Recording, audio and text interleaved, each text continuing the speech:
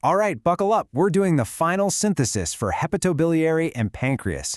To absolutely dominate this on your exams, you gotta think in logic gates. Forget memorizing a billion facts. It's all about seeing the patterns, mastering the decision tree. Ready? Let's hit it. First gate is up. The enzymes are just screaming at you. So what's the signal in the noise? You check that ratio.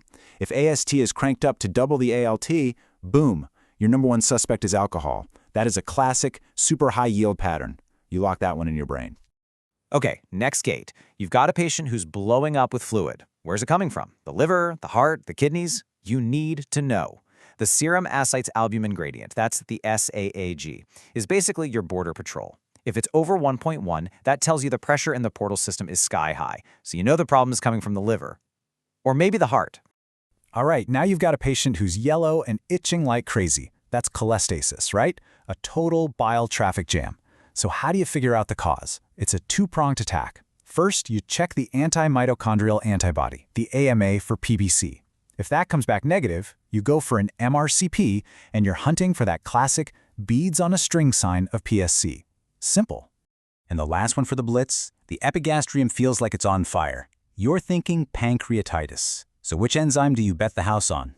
It's lipase. Always, always lipase. Look, amylase can be up for a ton of other reasons, but lipase, that points right at the pancreas. And that's it. 4 gates, 4 patterns. Done. Before we continue, we must issue the following mandatory disclaimer.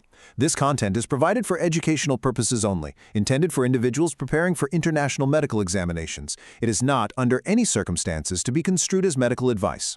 All clinical decisions must be made in direct consultation with qualified specialist physicians and in accordance with current official guidelines.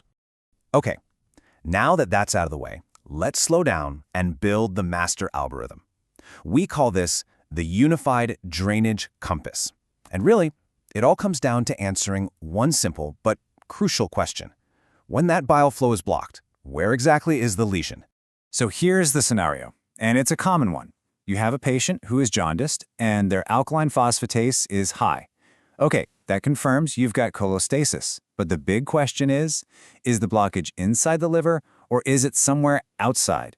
The very next step you take is going to determine everything. You absolutely cannot afford to waste time or order the wrong test. So, how do you find it? Simple. You use the drainage compass.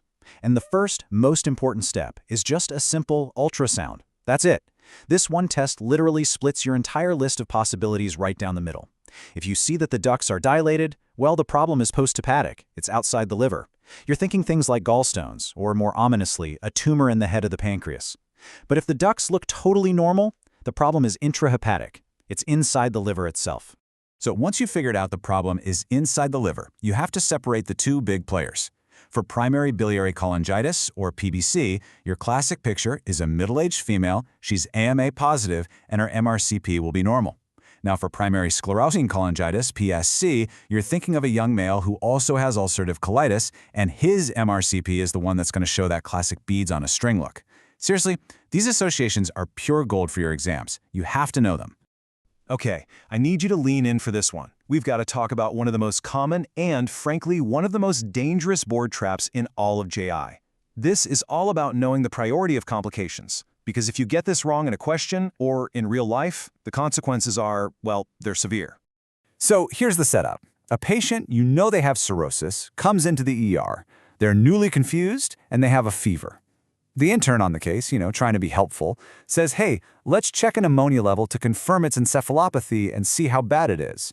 So, is that the correct next step? Wrong. No, absolutely not. That is the classic rookie mistake, and it's a dangerous one. Listen, in any patient with cirrhosis who has a change in their mental status or a fever, your brain has to scream infection first.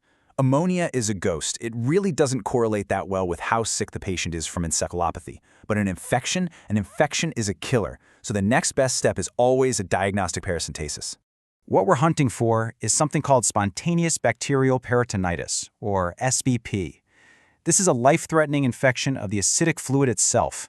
Think of it like an infection shunt that has to be shut down. It takes absolute priority over everything else. You have to rule this out before you even start thinking about things like lactulose or checking ammonia levels. So what are you looking for when you tap that fluid? There's one magic number, and you have to burn this into your memory. 250.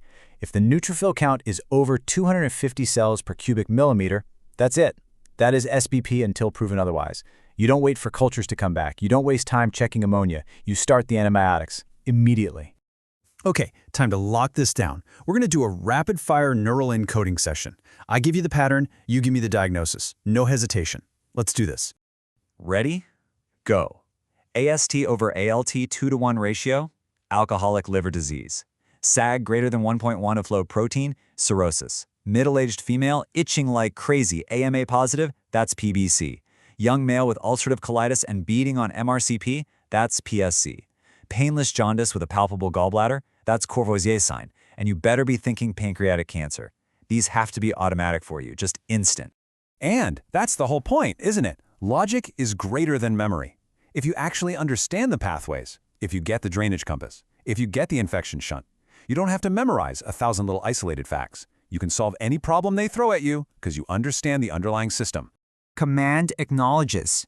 The Hepatobiliary Refinery is now fully sealed.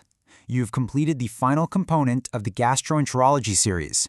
Mission accomplished. So that's it.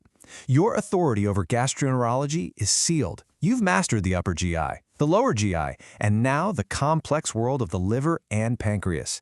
But remember, the body is all connected. And the blood? Well, the blood is the river that connects every single organ. So a new and much bigger challenge is waiting. Prepare your neural gates, because the next sector is now engaged: hematology and oncology.